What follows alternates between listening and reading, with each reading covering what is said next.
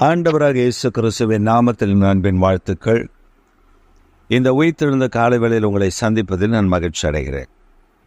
இன்றைக்கு நம்முடைய தியானத்திற்காக நாம் தெரிந்து கொள்கிற வேத வசனம் யாத்திராகமத்தின் புஸ்தகம் 14ஆம் அதிகாரம் 13, 14.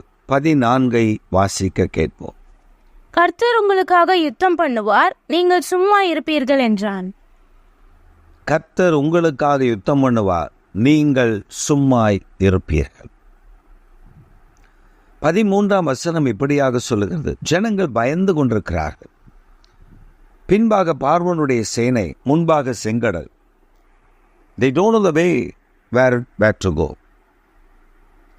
அவர்களுக்கு புரியவில்லை எந்த பகுதியில் தாம் செல்ல வேண்டும் என்று சொல்லி. பின்பு திரும்பி போனால் எகிப்தியர்கள் கொன்று விடுவார்கள். முன்னே போனால் கடல் நம்மை கொன்றுவிடும். தவித்து நிற்கிறார்கள், கலங்கி நிற்கிறார்கள், பயப்பட்டு நிற்கிறார்கள். மோசே ஜனங்களை பார்த்து சொல்லுகிறார், பயப்படாதிருங்கள், திடன் கொள்ளுங்கள், நீங்கள் பயந்து போக வேண்டாம். காரணம், இன்று காண்கிற எகிப்தியரை நீங்கள் ஒருபொழுதும் இனி காண்பதில்லை. ஏன் காண்பதில்லை என்றால், இன்றைக்கு காண்கிறவர்களை கர்த்தர் நிக்கிரகம் பண்ணி போடுவார். நீங்கள் இனி அவர்களை பார்க்க மாட்டீர்கள். தைரியமாயிருங்கள். அவர்களை திடப்படுத்தினார். யுத்தம் கர்த்தருடையது, அவர் உங்களுக்காக யுத்தம் பண்ணுவார். நீங்கள் சும்மா இருப்பீர்கள். யுத்தம் கர்த்தருடையது, அவர் உங்களுக்காக யுத்தம் பண்ணுவார். பிரியமான கர்த்தருடைய பிள்ளைகளே, ஏதோ ஒரு காரியத்தை குறித்து நீங்கள் கலங்கி கொண்டிருக்கிறீர்கள், பயந்து கொண்டிருக்கிறீர்கள். இது எப்படி சம்பவிக்கும்? ஐயோ, நான் இதிலிருந்து எப்படி காப்பாற்றப்பட முடியும்? இந்த ஒரு விஷயத்திலிருந்து நான் விடுவிக்கப்படுவதற்கு என்ன வழி? நான் எல்லா வழியும் ஆராய்ச்சி செய்து பார்த்து விட்டேன். there is no way. ஒரு வழி இல்லை. நான் என்ன செய்வது? கலங்கி கொண்டிருக்கிறீர்களா? உங்களுக்காக தான் இன்றைக்கு கர்த்தர் பேசுகிறார். உங்களுக்காக தான் இந்த வசனத்தை தியானிக்கும்படி நமக்கு தந்திருக்கிறார். நீ பயப்படாதே, நீங்கள் பயப்படாதிருங்கள். இன்றைக்கு காண்கிறத பிரச்சனையை இனி காண்பதில்லை. ஆண்டவர் உங்களுக்காக யுத்தம் செய்ய போகிறார். அதில் ஜெயத்தை தரப்போகிறார். இஸ்ரவேல் ஜனங்களுக்கு ஆண்டவர் யுத்தம் செய்தார், வெற்றியும் கண்டார்கள். மோசே அவர்களை திடப்படுத்திவிட்டு அப்படி தேவனை நோக்கி கூப்பிடுகிறார். கர்த்தர் சொல்லுகிறார், உன் கையில் இருக்கிற அந்த கோலை நீட்டு, உயர்த்திப்பிடி. அவன் நீட்டினான், கரத்தை நீட்டினான். அந்த கோலோடு கரத்தை நீட்டினான். செங்கடல் 2ஆக பிளந்தது. ஜனங்கள் தண்ணீரில் அல்ல, வெட்டாந்தரையில் நடந்து போனார்கள். யோசித்து பாருங்கள். துக்கத்தோடு துன்பத்தோடு வழி தெரியாமல் தவித்து கொண்டிருந்த ஒரு கூட்ட ஜனத்திற்கு, ஒரு தேசத்து ஜனத்திற்கு ஆண்டவர் வழி காட்டுவார் என்றார். நீங்கள் தேவனுடைய பிள்ளைகள். உங்களுக்கு வழி காட்ட மாட்டாரா? உங்களை கைவிட்டு விடுவாரா? நீங்கள் கலக்கத்தோடு போக வேண்டியது என்ன? நீங்கள் கலங்கி தவிக்க வேண்டியது என்ன? ஒரு சமயம் ஒரு மனிதன் எனக்கு தெரியும். அந்த மனிதர் ஏதோ ஒரு சூழ்நிலையில் கடன் வாங்கிவிட்டார். பெரிய அளவில் கடன். அந்த கடன் கொடுத்தவன் மாதம் அவரிடத்தில் வட்டியையும் வாங்கிக் கொள்ளுகிறார். ஒரு நாள் அவன் சொன்னார், பிரதர், நீங்கள் ரொம்ப வட்டி கொடுக்குறீங்க, எனக்கு நீங்கள் அசலை கொடுத்துருங்க, இல்லைன்னா உங்களுக்கு நடக்கிறதே வேற அப்படி என்று ரொம்ப பொலைட்டாக மிரட்டின்னு போனான். அவருக்கு என்ன செய்வதென்று தெரியவில்லை. அவன் சொன்னான், உங்களுக்கு 2 மாதம் தவணை கொடுக்கிறேன். அந்த 2 மாதத்தில் நீங்கள் அந்த கடனை அடைத்து விட வேண்டும், இல்லை என்றால் அவ்வளவுதான் என்று கடுமையான தொனியில் பேசிவிட்டார். வழியில் பார்க்கும் பொழுதெல்லாம் அவரை பார்த்து சொல்லுவார், இன்னும் இத்தனை நாட்கள் இருக்கிறது. கலங்கி போனார். எப்படியாவது லோன் போட்டு எதையாவது செய்து நாம் அந்த கடனை அடைத்து விடலாம் என்று பிரயாசப்பட்டார். முடியவில்லை. அந்த நாளும் வந்தது. அடுத்த நாள் அந்த மனிதன் வருவேன் என்று சொல்லியிருந்தார். முந்தின நாள் இரவு தேவனுடைய சமூகத்தில் அவர் முழங்கால் படியிட்டார். அவருக்கு ஒரு பெண் பிள்ளை, 2 ஆண் பிள்ளைகள், வயதான தகப்பனா, மனைவி. அவன் வந்து என்ன வேண்டுமானாலும் செய்ய வாய்ப்பு இருக்கிறது. அவன் மிரட்டின துணி அப்படி, அவனோடு கூட இருந்த அடியாட்கள் அப்படி. அவர் வழியில் போகும்பொழுதெல்லாம் அவரை பார்த்து சொல்லுவார்கள், ஞாபகம் இருக்கட்டும் என்று மிரட்டிவிட்டு தான் போவார். அன்று இரவு அவர் ஜெபிக்க ஆரம்பித்தார். சுமார் 8 மணிக்கு அவர் ஜெபிக்கிறார். தன் அறைக்கதவை, அவருடைய தங்கியிருந்த கோட்ரஸ், அது ஒரு பெரிய கோட்ரஸ், அதில் அவர் ஒரு அறையில் போய் அமர்ந்து ஜெபிக்க ஆரம்பித்தார். மிகுந்த ஓலமிட்டு, மிகுந்த கண்ணீர் வடித்து, சத்தம் போட்டு, இயேசுவே, உம்மை தவிர எங்களுக்கு ஒருவரும் இல்லை என்று அவர் உள்ளே போய் தாளிட்டு கதற ஆரம்பித்தார். வெளியில் அவருடைய மனைவி, பிள்ளைகள் தூங்க முடியவில்லை. அந்த சத்தம் அவர்களை மிகவும் வேதனைப்படுத்தினது. அவர்கள் இந்த பக்கத்தில், கதவுக்கு எந்த பக்கத்தில் இவர்களும் முழங்கால் படியிட்டு அவருக்கு ஒன்றும் ஆய்விடக்கூடாது என்று சொல்லி அவர்கள் ஜெபிக்கிறார்கள். ஒரு பெரிய போராட்டம். இரவில் அவர் ஜெபிக்க ஜெபிக்க ஜெபிக்க கண்ணீர் வடித்து கதறி கதறி ஜெபிக்கிறார். தகப்பனே, நான் தெரியாமல் அந்த மனிதனிடத்தில் கடன் வாங்கிவிட்டேன். அதை எடைக்கு எனக்கு கிருபைதார், அதை எடைக்கு எனக்கு ஒத்தாசை தாரும் என்று வேதனையோடு ஜெபித்தார். 2 மணி ஆனது. ஆண்டவர் ஜெபத்தை கேட்டார் என்கிற நம்பிக்கை அவருக்கு பிறந்தது. அறைக்கதவை திறந்தார். வெளியே வந்தார். வெளியிலே உட்கார்ந்திருந்த அவருடைய குடும்பத்தை அவர்களை பார்த்து அழுது புலம்பினார்கள். ஏனாச்சு? நாம் என்ன, அது அரசாங்க உத்தியோகம், அப்படி அது வெளியே போய்விட முடியாது. அவர் சொன்னார், கர்த்தர் பார்த்து கொள்ளுவார். நம் சூழ்நிலை அவருக்கு தெரியும். நாம் அவரை ஏமாற்றவில்லை, கொடுக்கிறோம் என்று சொல்லுகிறோம், வட்டியெல்லாம் கொடுத்து கொண்டிருக்கிறோம். அசல் நம் இடத்தில் இப்பொழுது இல்லை. அந்த மனைவி பிள்ளைகளை ஆறுதல் படுத்தி தூங்க சொல்லிவிட்டு இவரும் படுக்கைக்கு போனார். காலை அந்த மனிதன் வருவான் என்று சொல்லி இவர் அதிகாலையிலே எழும்பி காத்திருக்கிறார். அந்த மனிதன் வரவில்லை. அன்று வரவே இல்லை. அடுத்த நாள் அவர் வேலைக்கு போகும் பொழுது அந்த மனிதன் எதிரே வந்தார். இவருக்குள்ளுக்குள்ளே பயம்தான். ஆனால் அந்த மனிதன் வந்து நின்று அவன் சொன்னார், பிரதர், நீங்கள் உங்களுக்கு எப்போ வசதிப்படுதோ அப்போ கொடுங்க. ஏன்னா ஒருத்தர் அர்ஜென்ட்டாக கேட்டிருந்தார், அதனால தான் உங்கள்கிட்ட கேட்டேன். இப்போ அது வேண்டாம். உங்களுக்கு எப்போ தோதுப்படுதோ அப்போ அந்த பணத்தை கொடுத்தா போதும். அதுக்காக நீங்கள் கவலைப்படாதீங்க. மனசில் நான் பேசுகிறத மனசில் ஒன்று வச்சுக்காதீங்க. ரொம்ப அன்பாய் தாழ்மையாய் பேசிவிட்டு சென்று விட்டார். இதில் ஒரு விசேஷம் என்னவென்றால், இவர் ஜெபிக்கும் பொழுது 8 மணிக்கு இவர் ஜெபிக்க ஆரம்பித்த மழை 2 மணி வரலும் அந்த மழை அடித்து பெய்திருக்கிறது. இவர் முடித்து வெளியே வரும்பொழுது அந்த மழை நின்றிருக்கிறது. வீட்டார் சொன்னார்கள், நீங்கள் ஜெபித்து ஆரம்பித்த பொழுது மழை பெய்ய ஆரம்பித்தது, நீங்கள் ஜெபத்தை முடிக்கும் பொழுது மழையும் நின்றுவிட்டது. நல்ல வேலை, உங்களுடைய கதறல் வெளியே கேட்டதான் ஊரே கூடியிருக்கும் இந்நேரம் அப்படி என்று சொன்னார்கள். ஆனால் கர்த்தர் அற்புதம் செய்தார் அல்லவா? அவரை தேடும் பொழுது அவர் யுத்தம் பண்ணினார் அல்லவா? அவர் அதிசயங்களை நடப்பித்தார் அல்லவா? காலம் வந்தது, கடனை கொடுக்க கர்த்தர் உதவி செய்தார். அவர் தம்முடைய ஜனத்தை உயர்த்தினார். கடனில்லாத வாழ்க்கைக்குள் அவரை கொண்டு வந்தார்.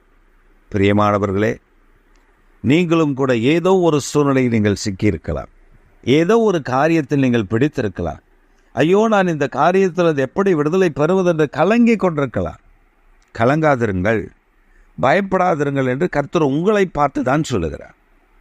யாத்திராகமம் 14:13 சொல்லுகிறது, பயப்படாதிருங்கள், பயப்படாதிருங்கள். இன்று காண்கிற எகிப்தினை நீங்கள் ஒரு பொழுதும் காண்பதில்லை. இது கர்த்தர் சொல்லியிருக்கிறபடினாலே நீங்கள் காண்பதில்லை.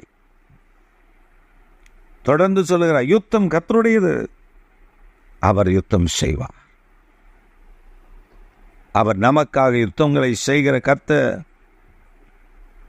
நமக்காக ஜெயம் கொடுக்கிற ஆண்டவர், நமக்காக வெற்றி கொடுக்கிற கர்த்தர். மறந்து விடாதீர்கள் பிரியமானவர்களே.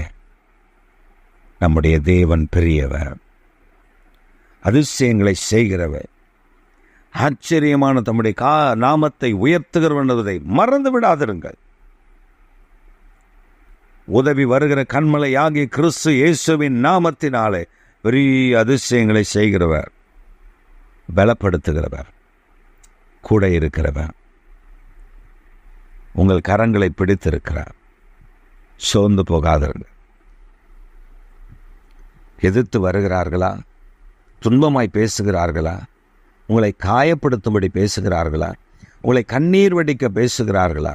பயந்து கொண்டிருக்கிறீர்களா? உங்களுக்குத்தான் இந்த செய்தி. உங்களோடு தான் கர்த்தர் பேசிக் கொண்டிருக்கிறார். அவர் உங்களை ஆறுதல் படுத்துகிறார், உங்களை பலப்படுத்துகிறார். நீ பயப்படாதே. நீ பயந்து பயந்து சோர்ந்து போனதினால் உன் சரீரம் பலவீனப்பட்டது தான் மிச்சம். நீ பயப்படாதே.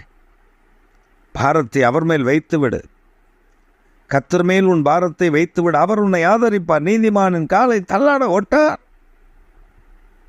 அவர் உன்னை தள்ளாட விடுகிற தேவன் அல்ல.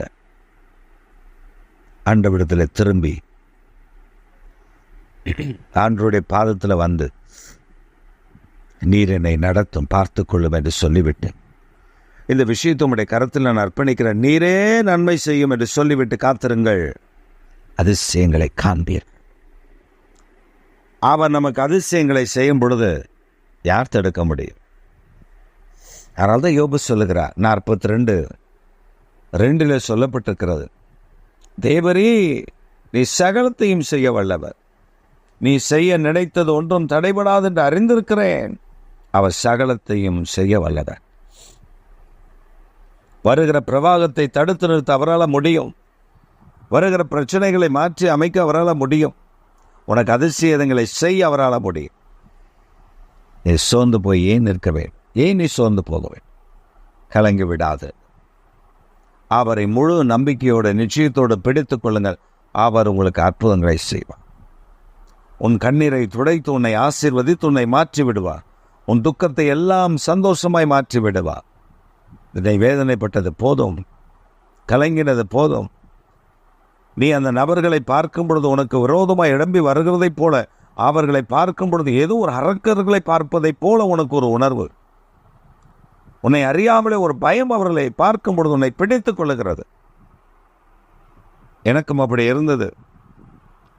நான் ஆராதனை நடத்தின இடத்துல பயங்கரமான போராட்டங்கள். அடியாட்கள் வெளியே நிற்பார்கள்.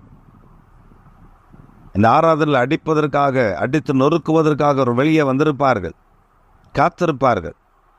இங்கே நமக்கு வார்த்தை வராது, பயந்திருப்போம்,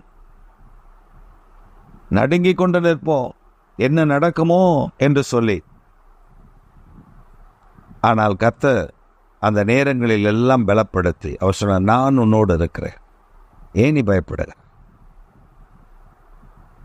அவர்கள் ஆர்ப்பரித்து வருவார்கள். ஆனால் வாசல் உள்ளே பிரவேசிக்காதபடி கர்த்தர் காத்தார். பல நேரங்களில் அவர்கள் திரும்ப விலகி ஓடி இருக்கிறதை நான் பார்த்திருக்கிறேன். அதற்கு பின்பு ஒரு நாள் மிகுந்த பலவீனம், மிகுந்த பயம், ரவுடிகளாய் நிற்கிறார்கள். என்ன நடக்குமோ என்று தெரியாத ஒரு சூழ்நிலை. ஆனால் ஆண்டவர் சொன்னார், அவர்களை பார்க்கிலும் முன்னோடு கூட இருக்கிறவர்கள் அதிகம் என்று. கண்களை திறந்தார். அப்பொழுதுதான் தெரிந்தது ஆண்டவர் தேவ தூதர்களை அங்கே நிறுத்தி வைத்திருக்கிறதை கண்டேன். அதற்கு பின்பு அவர்களை தாண்டி இவர்கள் ஒரு அடி எடுத்து வைக்க முடியாது என்று நினைக்கும் முழு நிச்சயமாய் அறிந்தபொழுது மீண்டும் ஆராதனை ஆர்ப்பரித்து நடக்க ஆரம்பித்தது. அன்றுதான் கடைசி அவர்கள் வந்தது. அதற்கு பின்பு அந்த காரியத்திற்காக அப்படி போராட்டம் செய்யும்படி, அப்படி எதிர்த்து நிற்கும்படி ஒருவனும் அங்கே வந்து நிற்கவில்லை. காரணம், பயம் நீங்கினது. கர்த்தர் துணை நிற்கிறார் என்கிற அறிவு உண்டானது. அவர் நமக்காக யுத்தம் செய்கிறார் என்று ஆண்டவர் சொன்ன வார்த்தை விளங்கினது. அவர் நமக்காக யுத்தம் செய்து ஜெயத்தை கொடுக்க போகிறார் என்கிற முழு நிச்சயம் நமக்கு வந்தது. பயப்படவில்லை. அன்றிலிருந்து அவர்கள் நம்மை பார்த்து பயப்பட ஆரம்பித்தார்கள். இவர் என்ன செய்து பார்த்தாலும் இவர்களை ஒன்றும் செய்ய முடியவில்லை. காரணம், அவர்களோடு கூட ஒரு தெய்வன் ஒருவர் இருக்கிறார். அவரை தாண்டி அங்கு ஒன்றும் செய்ய முடியவில்லை. இதான் கர்த்தர், இதான் ஆண்டவர், இதான் நம்முடைய தேவன். அந்த இடத்துல ஏகப்பட்ட வலுசம்பங்கள் இருக்கும். ஆனால் ஒன்றும் ஒரு நாளும் எங்களை தீண்டினதில்லை. நாங்கள் அதை கண்டதும் இல்லை. சிலர் சொல்லுவார்கள், இப்படி வந்தது அப்படி வந்தது என்று சொல்வார்கள். ஆனால் எங்கள் கண்களில் அவைகள் கண்டதில்லை. காரணம் என்ன தெரியுமா? நாம் ஆராதிக்கிற தேவன் வல்லமையுடையவர்.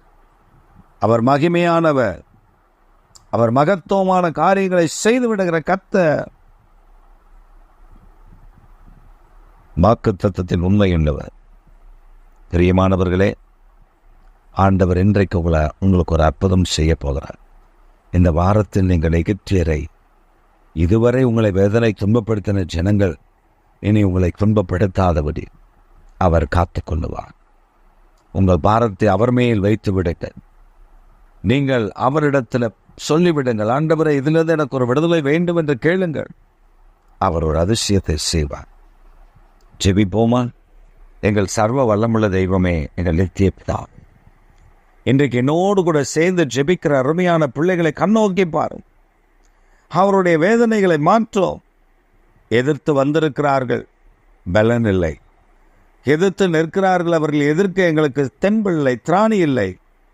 ஆனால் பரலோகம் எங்களுக்காக நிற்கும் பொழுது அவர்கள் எங்களுக்காக ஒன்றும் இல்லை. தாவீது சொல்லுகிறது போல நாங்களும் சொல்லுகிறோம், கர்த்தர் என் வலது பார்சத்தில் இருக்கிறபடி நான் அசைக்கப்படுவதில்லை. அவர் என் வலது பார்சத்தில் இருக்கிறார். ஆதையார் நான் அசைக்கப்படாதபடி அவர் என்னை பாதுகாக்கிற கர்த்தர். இன்றைக்கு ஜெபிக்கிற ஒவ்வொரு பிள்ளைகளையும் நீர் பாதுகாக்கிறீர். நீர் உம்முடைய பிள்ளைகள் அருகில் இருக்கிறீர். ஆதலால் அவர்கள் அசைக்கப்படுவதில்லை. அவர்களோடு கூட நிறந்த அற்புதங்களை செய்து உம்முடைய நாமத்தின் உயர்த்தப் போகிற தயவுக்காக உமக்கு நன்றி சொல்லுங்க. இன்றைக்கு என்னோடு கூட சேர்ந்து இந்த செய்தியில் ஜெபிக்கிற, கண்ணீர் வடிக்கிற ஒவ்வொரு பிள்ளைகளுக்கும் ஒரு அற்புதத்தை செய்து காயங்களை ஆற்றிவிடு. யுத்தம் நீர் செய், நாங்கள் சும்மா இருக்கிறோம்.